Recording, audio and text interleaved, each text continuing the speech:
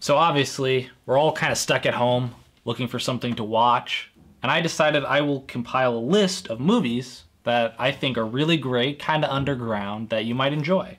The first one is The Secret Life of Walter Mitty. This is the newest version. There was one movie made in the 1950s, but I really like this one with Ben Stiller. He also directed it as well. It's basically about a man who daydreams all the time and then has to go on an actual adventure and how he deals with reality. It's really great. Highly recommend it. Jojo Rabbit. This movie actually came out recently. This is directed by Taika Waititi. He's kind of been an up-and-coming director, but I've been following his work for a long time. He did Thor Ragnarok, and this is the movie he did after that. I don't really want to explain it because it's really hard to explain it in a good way, so I would just look up the trailer on YouTube and decide if it's the movie for you. Hunt for the Wilder People. This is another Taika Waititi film. It's actually my favorite of his. This has Sam Neill in it. He was in Jurassic Park.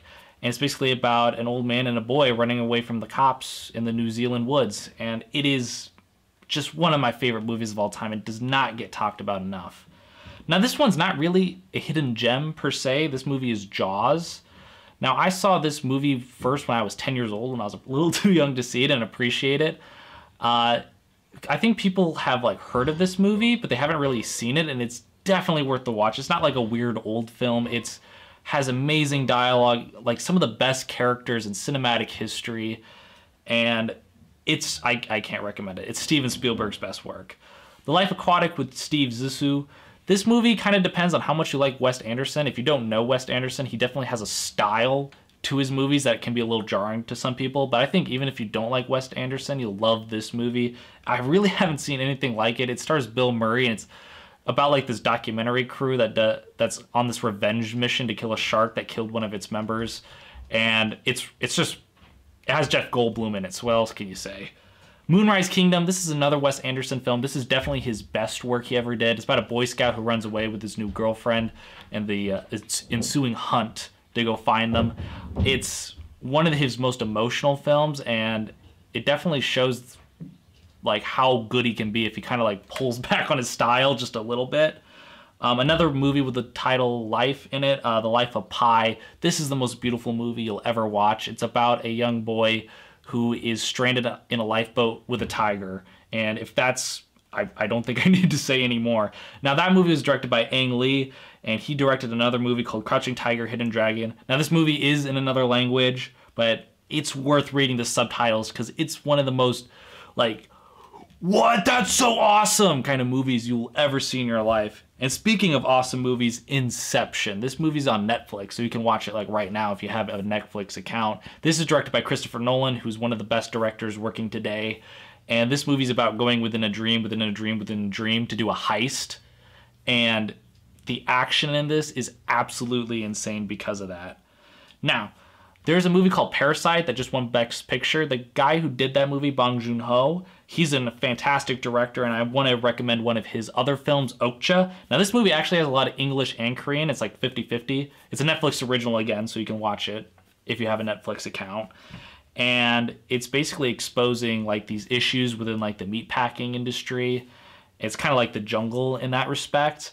But if you love Parasite, you will love that movie. Now, another movie that came out on streaming that does not get enough love is Timmy Failure, Mistakes Were Made. It's kind of a kiddie movie, but it's really accessible for like older audiences like myself. I thought it was absolutely fantastic. It also reminds me a lot of The Secret Life of Walter Mitty with the daydreaming aspect of it, but I would definitely recommend it. It's on Disney Plus. People are not talking about that movie because it is great. That director also did a movie called Spotlight, which won Best Picture. Now, I'm going to recommend a couple of Ghibli films. If you don't know Studio Ghibli, it's kind of a Japanese animation studio. Now, if you're a guy like me who like hates like JoJo's Bizarre Adventure and just that like anime, this is not that. Like, if you love Pixar, you will love Ghibli. They did a movie called My Neighbor Totoro, which is just, if you just need something to watch and like drink tea and just feel calm and think about summer and going outside, that's the movie for you. Another movie, if you like that movie, you'll love Kiki's Delivery Service, which I can't recommend enough if you're going to college for the first time.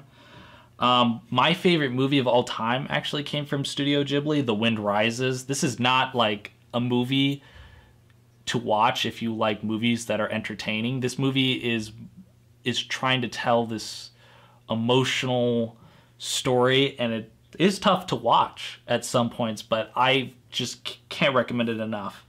If I'm mentioning Studio Ghibli, I also have to mention Only Yesterday. Now, this movie is really, really hard to recommend because it actually did not get a US release for like 20 years or something like that, because there is a thing in the movie. It's basically about growing up, and it deals with everything that comes with it. This movie's been hugely influential to me and the stuff I do. And another Isao Takahata film, The Tale of Princess Kaguya. Again, another gut punch. This movie will ruin your whole day when you watch it, but I think you'll learn something about life and yourself by watching it. So I have to recommend that movie as well. Now, to get back to more American stuff, Unbreakable. This is from M. Night Shyamalan. I know he's made fun of a lot, but this is the movie why they let him do like all those other terrible movies, because Unbreakable is insane. If you're the kind of guy who's not really into superhero movies, you will still love Unbreakable because it's almost like a twist. It's kind of like a different kind. It's not even... It's so hard to explain because it's like a grounded version of a superhero, because it's nothing crazy, and it's such a slow burn movie. So if you like exciting movies, it's not for you. But if you like those slow burn movies that the tension just keeps building, Star Trek II: The Wrath of Khan. This is on so many streaming services. I bet you can find it for free somewhere. And I love this movie. And now if you don't like Star Trek, you will like this. If you've never seen anything Star Trek, you can still watch this and it makes total sense. It's one of the best movies ever made, and it's actually kind of a loose adaptation of Moby Dick, which is interesting. Blade Runner, if you love slow burn movies, this is again for you. If you love sci-fi movies, this is for you. And also watch its sequel, Blade Runner 2049, which I think is even better than the original. Now, if you love action movies, if you love movies with explosions and really good practical effects, Mad Max Fury Road. Again, not so much underground, but I feel like not a lot of people outside the film community talk about this movie enough. It is a little bit insane, so if that's not for you, then I wouldn't check it out, but it is one of the best action movies ever made.